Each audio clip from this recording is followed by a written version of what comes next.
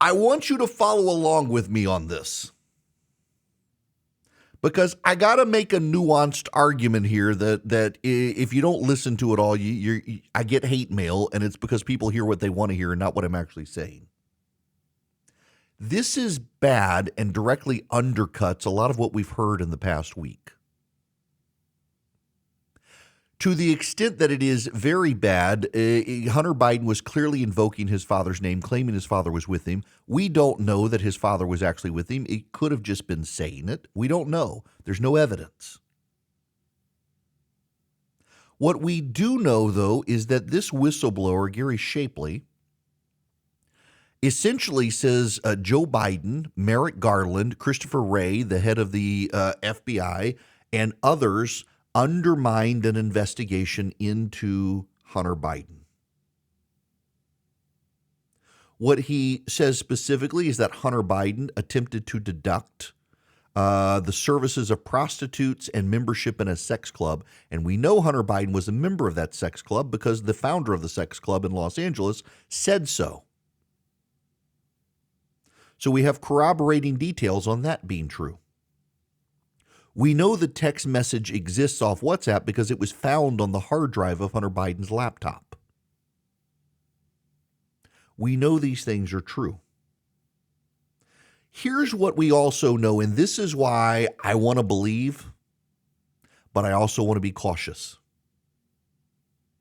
When the Democrats trotted out Alexander Vindman's accusations against Donald Trump, they had advanced knowledge of it, and they worked with Alexander Vindman to prepare a certified statement that was notarized that put everything in the worst possible light for Donald Trump and painted a cohesive narrative for which you could not poke holes. And it turned out to be too good to be true. Same with the Steele dossier. The Clinton team built the Steele dossier. It was funneled through John McCain.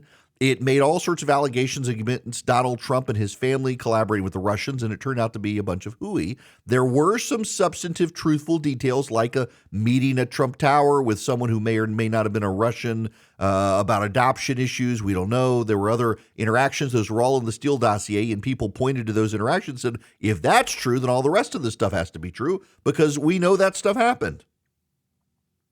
So my spidey sense went off yesterday in reading the statement from the whistleblower that the House Ways and Means Committee released because it confirms every single one of my priors. It confirms every belief I have about the level of corruption in this administration. It confirms everything exactly as I would want it confirmed and challenges not a single one of my preconceived notions. And that generally, in my experience, is a tip-off that this has been constructed as a narration, and some of the details may be left on the cutting room floor that would otherwise challenge my preconceived notions. So I'm not saying it's not true. In fact, the odds are it is very true. But I am saying some of the implications and the callbacks to Biden and Christopher Wray and Merrick Garland, all these people, that perhaps they're being oversold in the narration so that it captures our minds.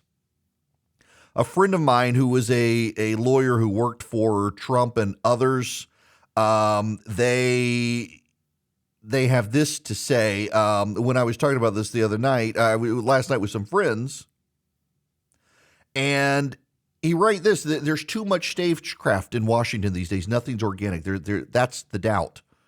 We've all been around politics too long to believe that anything just comes together naturally. Perhaps we were leaking whistleblower stuff early to set up confirmation, or perhaps he was being directed, but all of us have watched cases never come together.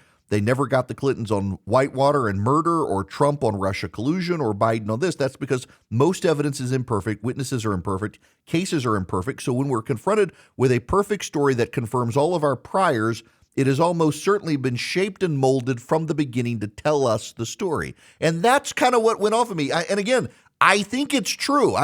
We know it appears that the U.S. attorney in Washington, D.C. would not allow charges to be filed there. That appears to be true. And if so, that directly contradicts something that Merrick Garland said about the case.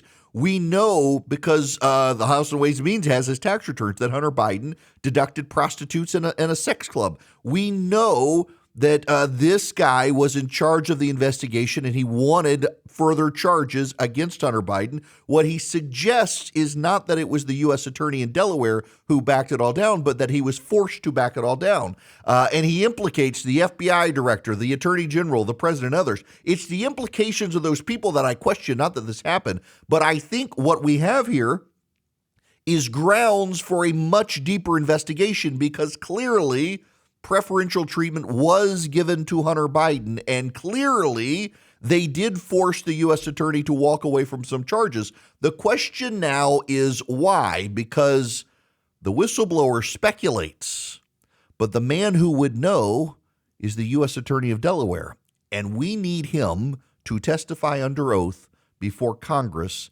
and tell us what actually happened. That's where we should go from here. I don't want to take it all as gospel truth, but it certainly looks like the shades point towards the truth, and we should investigate further. And I got to say, good for the New York Times, NBC, and CBS for at least covering the big bullet points. I didn't expect that, and yet they did, which tells you how credible they take a lot of this. Want to be on the show? Hello?